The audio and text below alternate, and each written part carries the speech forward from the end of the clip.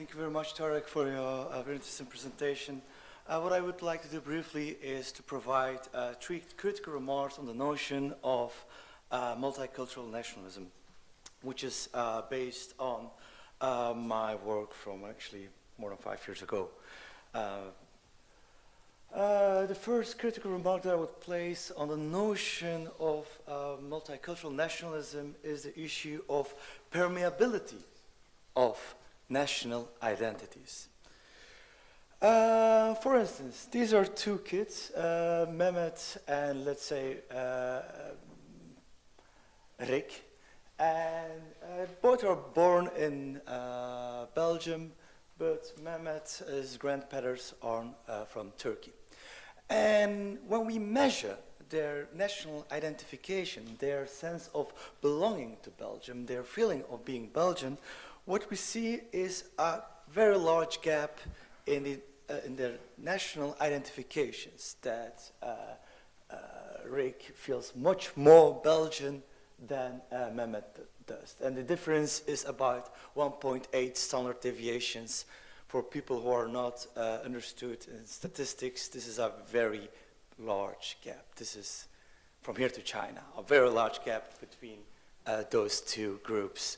The reason why I'm looking at children and their national identities is because identities tends to be formed at that age and remain stable after that. So if you want to change anything, if you want to understand how identities work, you need to work with children, is my argument here.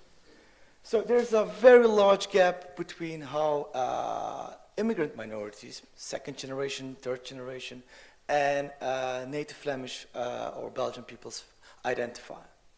And my point is that this is not a coincidence why there's this large gap of identification. That has all to do with permeability of an identity.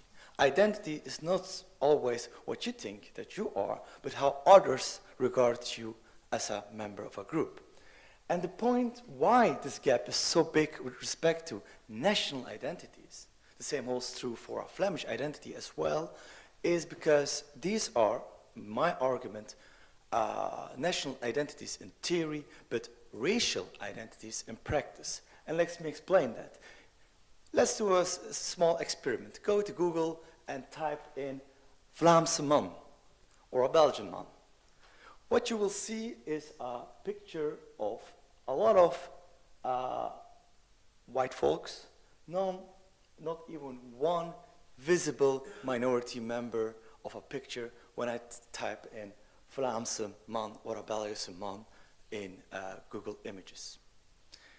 This means that our understanding of being Belgian, being Flemish, is in theory a national identity. Everybody can be a Belgian, but in practice, these are historically grown as crypto-racial identities, that if Mehmet is asked, where are you from? And Mehmet answers, oh, I'm from Belgium. The second question that Mehmet gets is, no, where are you really from?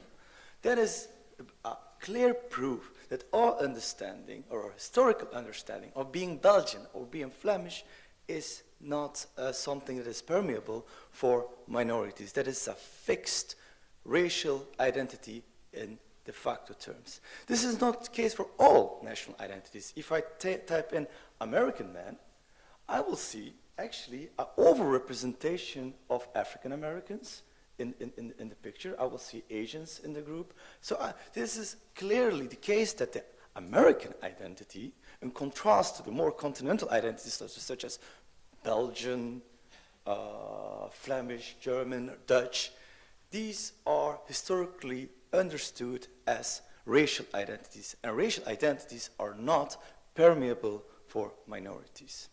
So, to pose a national multiculturalism is, in that sense, an impossible task, because I don't believe that we have the power to change or fixed understandings of these theoretically national identities, which are de facto racially understood and will be probably racially understood in the future. So my first point is on the permeability of national identities for minorities. Second point is the utility of national identities for minorities. Let's come back to Mehmet. Mehmet is not his only class member. He also has another classmate named Ercan, another Turkish-Belgian pupil. But it seems that Ercan has a very high level of Belgian identity or a Flemish identity. This does exist. This is sometimes the case that minority people tend to identify highly with Belgium or with Flanders. But what does it comes with? What does it brings to Ercan to identify high with Belgium? Does it give him anything? What we examined is, does it result, for instance, in a higher level of academic achievement? Which is very important to reduce, of course, the achievement gaps that we have in education. Or does it result in a higher sense of school belonging, which I believe also a very important determinant for their future careers. So what does national identifications or subnational identifications for you, madam, result in? And the first result is a little bit disappointing. It won't result, we see not correlation at all with respect to academic performance for minorities. So minority children who feel very Belgian does not perform any better at their school than minority people who doesn't. So you can question the utility of national identity on that board. But on the other hand, it's not a useless concept because it correlates very well with another feeling of belonging, namely the school belonging. Minority children who feel more belonging to Belgium also feel more belonging to their schools.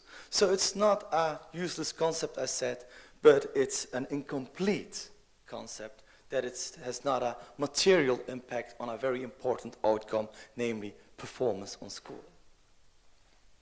So the second critical remark that I place between brackets is the utility of national identities and national multiculturalism.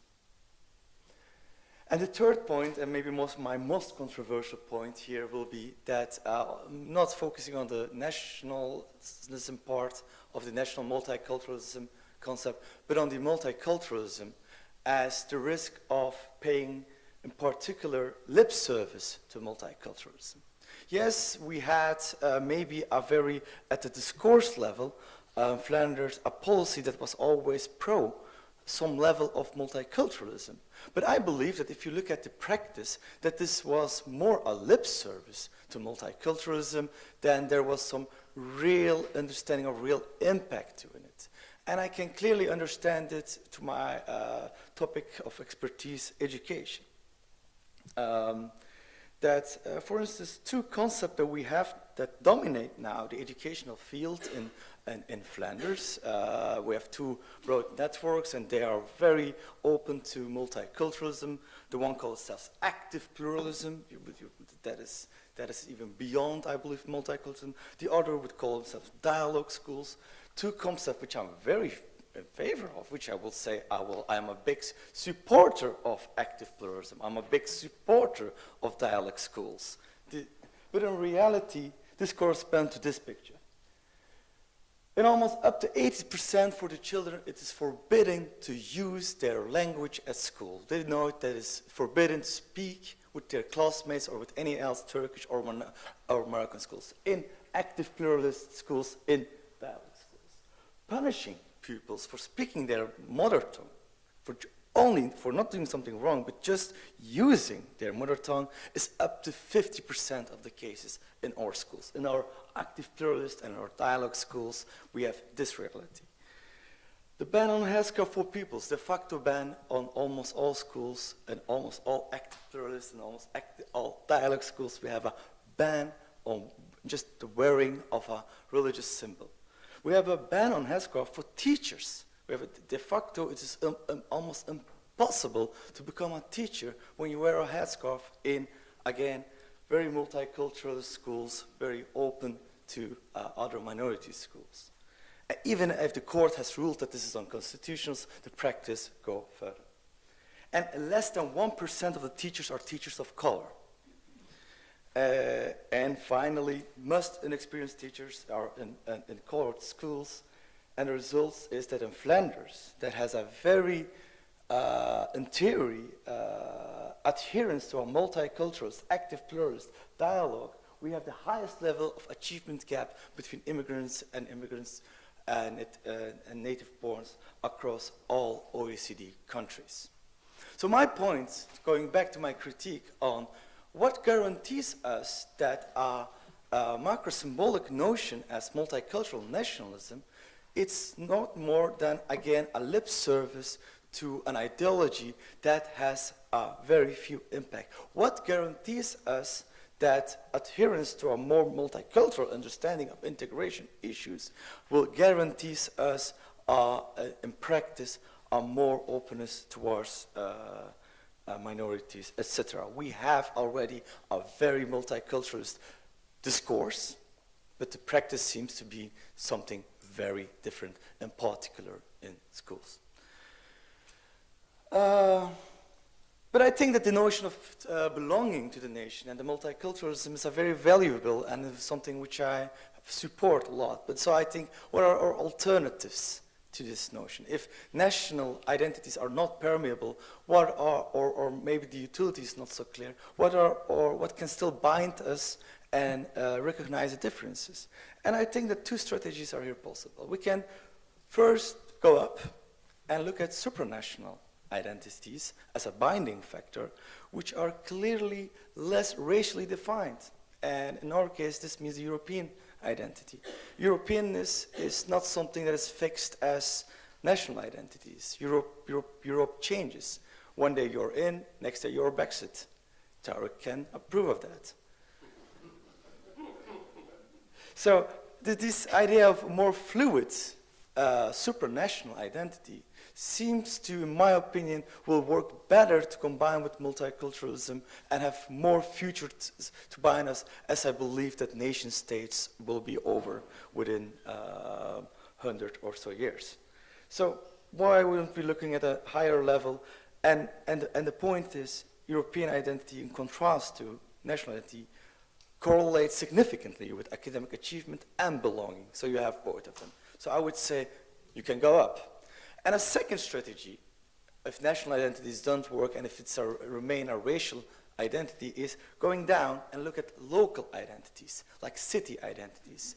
If you look at what minorities do, and minority youths are doing, they love their city, they love their regions, they're like making rap songs about their city, they love their local environment. So why can't the regional aspect not be our binding factor in the multicultural understanding? Why can't the city or neighborhood binds us in our looking to our belonging instead of this rigid national identities which are not permeable at all? But still, even if you look at these alternatives as a more macro-symbolic understanding of integration, there will be still, I believe, a problem of lip service multiculturalism.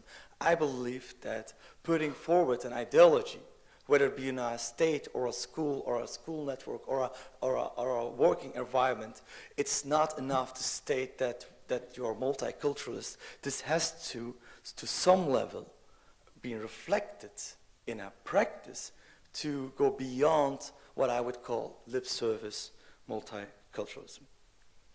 Thank you very much.